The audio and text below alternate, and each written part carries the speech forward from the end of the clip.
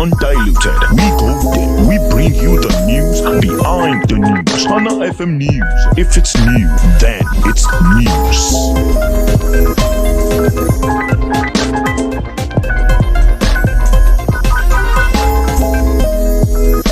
A very good afternoon to you. Welcome to News at Noon on Honor 103.5 FM. I am Grace Ugalahi. First, the headlines.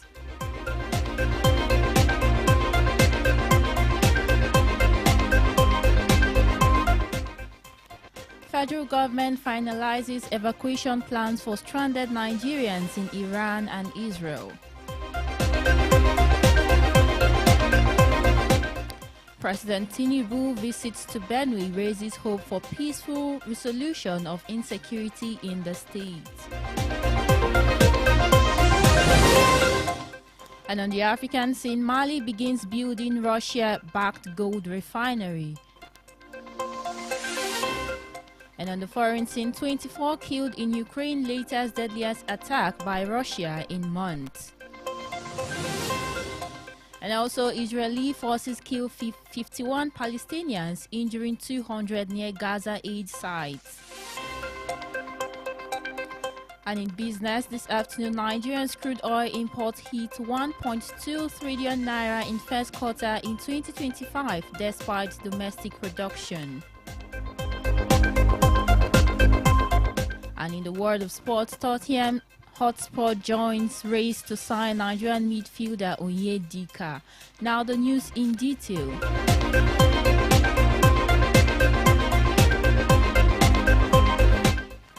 The federal government has announced that it has finalized plans for the evacuation of stranded Nigerians caught in the conflict between Iran and Israel.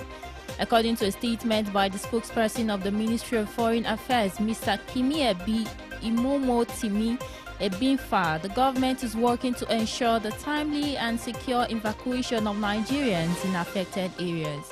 The statement advised all affected Nigerian citizens to abide by necessary security protocols and contact the nearest Nigerian embassy or mission for registration and further instructions. The federal government further assured citizens of its commitment to their safety and welfare both at home and abroad.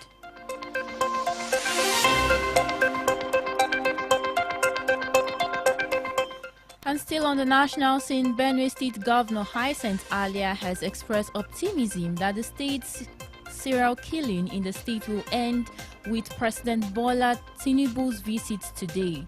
The president's visit is part of efforts to foster peace and address the persistent conflict in the state.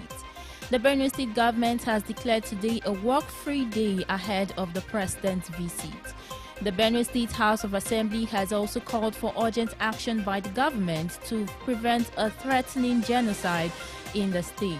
The Speaker, Andona Duja, appealed to President Tinubu to help the state enforce a law against open grazing with the use of the military and police within the state.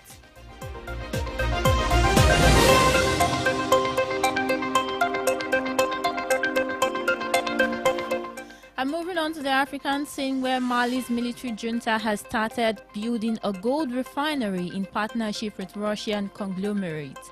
The project aims to embody Mali's assertion of its economic sovereignty and ensure the nation's benefit from its mineral wealth. Military leader General Assimi Goita attended a ceremony for the construction of the refinery, which will now have a 200-ton capacity. The general has strengthened military and economic ties with Russia since seizing power in a coup in 2021.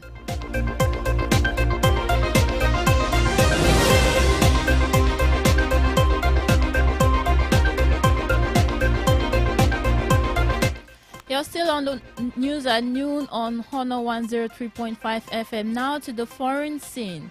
Russia has launched a devastating missile and drone attack on Kyiv, killing at least 24 people and injuring over 100 others. The assault, which lasted over 9 hours, targeted residential areas, critical infrastructure and educational facilities.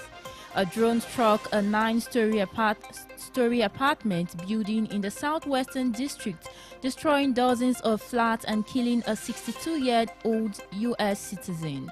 The Ukrainian President Volodymyr Zelensky described the attack as one of the most terrifying strikes and pure terrorism. He urged Western allies to continue pressuring Russia to end the war.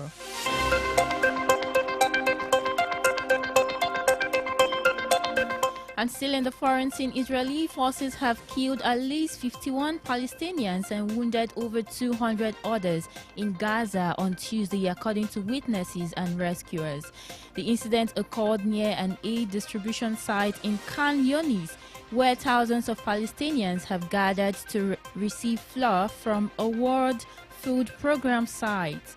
Witnesses report that Israeli drones fired 2 missiles followed by a shell from an Israeli tank position about 500 meters away from the crowd. Meanwhile, the Israeli military acknowledged firing into the area and said it was investigating the incident. And also, the UN has called for an investigation into the shootings, with the human rights chief stating that Israel is weaponizing food.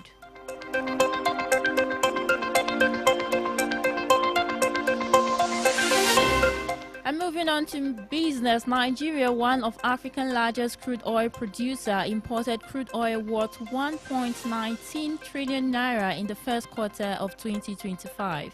This is according to the National Bureau of Statistics, which disclosed this in its latest foreign trade in goods statistics report. The imported crude, classified as petroleum oils and oil obtained from bituminous mineral crude, emerged as Nigeria's third most imported product within the period under review. It also accounted for 7.7% of total imports, trailing only gas, oil and motor spirit ordinary, which were valued at 1.83 trillion naira and 1.76 trillion naira respectively. Local refineries, including modular operations and large-scale facilities, have been struggling to access domestic crude supply, forcing them to rely on imported feedstock.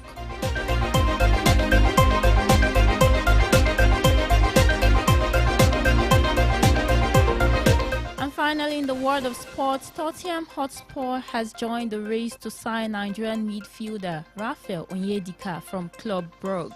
According to reports, Onyedika has become a serious target for Tottenham, potentially disrupting a previously reported move to West Ham United and AC Milan. The 24-year-old is valued at around 20 million euros and is under contract with Brugge until 2027.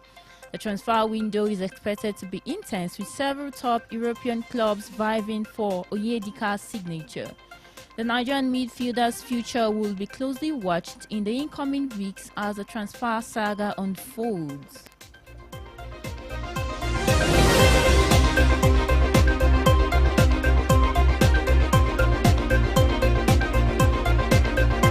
And that will be all for now on the news at noon on Honor 103.5 FM Ibadan. I am Grace Ugalahi. Thanks for listening. Good afternoon.